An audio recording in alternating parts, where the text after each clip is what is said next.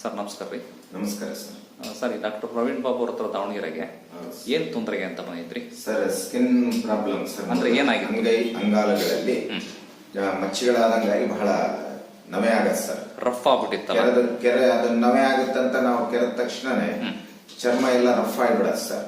Rough ಆಗಿ ಕೆಲವೊಂದ್ಸಾರಿ ಅಂಗಾಲುಗಳಲ್ಲಿ beat ಕಾಣಿಸ್ಕೊಂಡ್ಬಿಡತ್ತೆ sir. ಈಗ ಜುಲೈನಿಂದನೂ treatment ತಗೊಳ್ತಾ ಇದೀವಿ. ಈಗ 2 ಕೋರ್ಸ್ ಮುಗಿಸಿದೀವಿ. ಈಗ 3ನೇ ಕೋರ್ಸ್ ತಗೋಬೇಕಂತ ಸರ್. ಹೇಗಿದೆ ಈಗ ಸರ್? ಈಗ ಒಂದು ಬಹಳಷ್ಟು ಕಡಿಮೆ ಆಗ್ಬಿಟ್ಟೆ ಸರ್. ತೋರಿಸ್ತೀರಾ? ಅಂಗೈ ತೋರಿಸಿ ಸರ್. ಪೂರ್ತಿ ಎಲ್ಲ ಒಡೆದು ಹಾಕಿಸ್ಕೊಂಡಿತ್ತಲ್ಲ, ಕರೆಕ್ಟ್ ಅಲ್ಲ? ಕಾಲು ಕೂಡ ಅಷ್ಟೇ. ಕಾಲು ಸರ್ ಇದೆಲ್ಲ ಎಳೆ ಎಳೆ ಆಗಿ ನೋವಾಗಿಬಿಟ್ಟಿತ್ತು ಸರ್. ಎಲ್ಲ ಬಿರುಕು ಬಂದಿತ್ತು.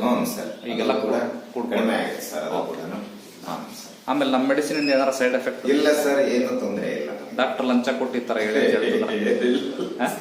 ಇಲ್ಲ ಸರ್, ಅದೇನಿಲ್ಲ. ಏನಿಲ್ಲಲ್ಲ? ನಿಜ ಹೇಳ್ತಿದ್ರಲ್ಲ? ಸರ್. ಓಕೆ, ಒಳ್ಳೆದಾಗಲಿ sir. Thank you very much.